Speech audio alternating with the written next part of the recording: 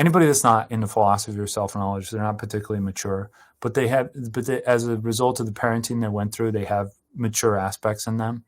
So like some athletes, they have really hard driving parents that keep them super disciplined. That's not necessarily a good thing to do to your kids, but you need self-discipline when you're an adult. You absolutely need it. And it's not a form of abuse if you're just talking to yourself. Abuse is behavior and it's interactional between people. That's what ethics is concerned with. So if you're like driving yourself, it's not abuse. And you need that as an adult.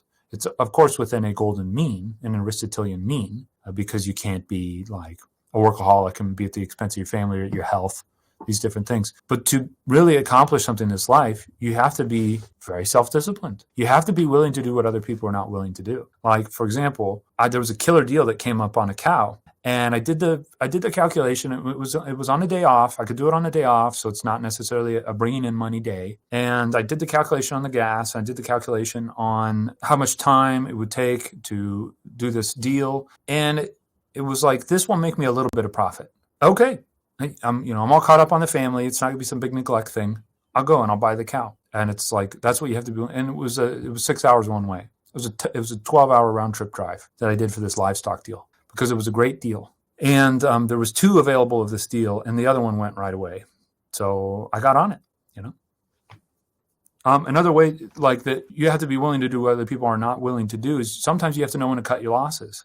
If you're invested deep and other people would be like, oh, I'm staying in, and you're invested in deep, but it's not working, you have to be willing to cut the losses. Like with politics, like I went and I soared really high, but then I immediately was like, nope, pulling out of that, and then I just like totally pulled out.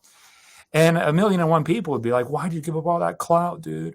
Why'd you give up all that position and status? And you could have been a contender and all this stuff. And it's like, but you have to know when to cut your losses. Just like staying in a stock too long. I've done that before, and then I've done it right, where I'm like, I don't have a good feeling about this. This was the profit report, the quarterly report. I don't have a good feeling about it. So I've heard a couple of things in the news. I'm pulling out. And then I saved myself 10%. I saved myself 15%. So being willing to do because that is a huge stressor, right? To pull out of something that, if you just stay in, if you just sacrifice more, it'd be such a good bet. And other people are staying in, they're staying in and being stubborn. Knowing when to pull out is a way of doing what other people are not willing to do. And if you want to have a glorious life, if you want a life full of value, you have to be willing to do what other men are not willing to do. That's how you get the edge. Just think of it in a competitive sense.